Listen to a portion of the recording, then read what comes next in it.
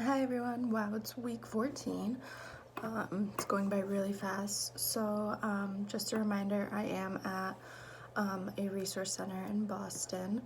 And this week I'll be talking a little bit about the public charge rule. So, yesterday in our staff meeting, we actually, one of the interns did go to an event on the public charge rule. So, if people aren't aware of that, it's a proposal from Trump on for determining means it's an individual who is likely to become primarily dependent on the government for substance or demonstrated by either the recipient of public cash assistance for income maintenance or institutionalization for long-term care at government expense. And this is for immigrants who are coming to America, and it's really for eligibility for citizenship.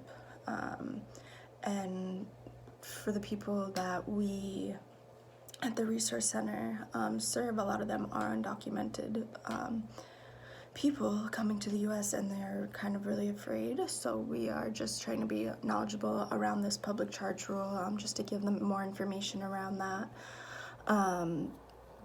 So it's really an individual seeking admission to the United States or seeking to adjust status to that of an individual lawfully admitted for permanent residence. Green card is indismissible of the individual at the time of application for admission or adjustment of status, is likely at any time to become a public charge. Public charge does not apply in naturalization proceedings. If an individual is inadmissible, admission to the United States or adjustment of status is not granted.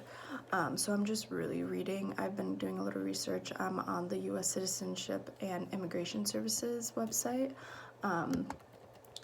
So how is it determined whether someone is likely to become a public charge for admission?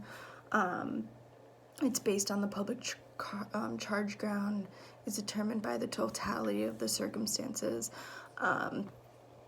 So an immigration officer must consider the following factors, which include age, health, family status, assets, resources, financial status, education, and skills. Some of the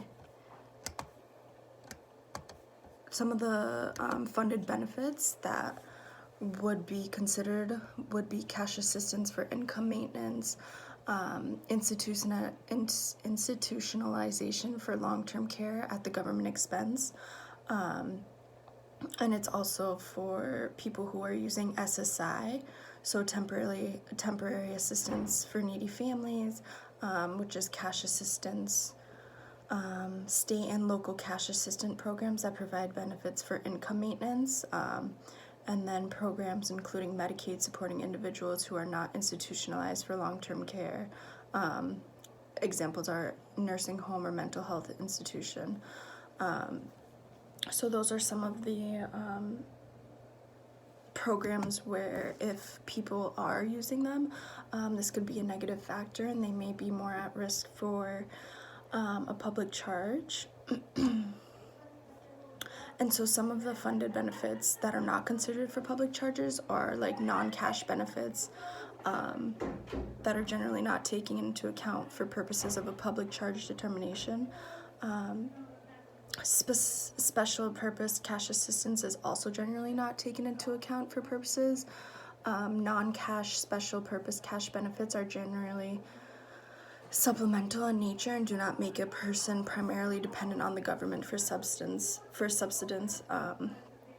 So like Medicaid and other health insurance and health services, including public assistance for immunization, for testing and treatment of symptoms of health clinics, short-term rehabilitation, and then children's health insurance program, housing benefits, child care services, energy assistance. So these are kind of more of like the naturalizations, job training programs, so foster care and adoption assistance, so things like that. But there are a little more information on this. There's definitely websites that you can look at for more information around this, but it was really interesting to kind of discuss this, and because a lot of our clients that we serve are undocumented, and they are scared of this if it does come into if it is a law and things like that. So people are definitely scared. So it was really interesting just to be knowledgeable around this. I guess my question is for you guys is, have you guys heard of this rule, and do you have clients who are bringing this up, and how are you responding to them? All right, thank you.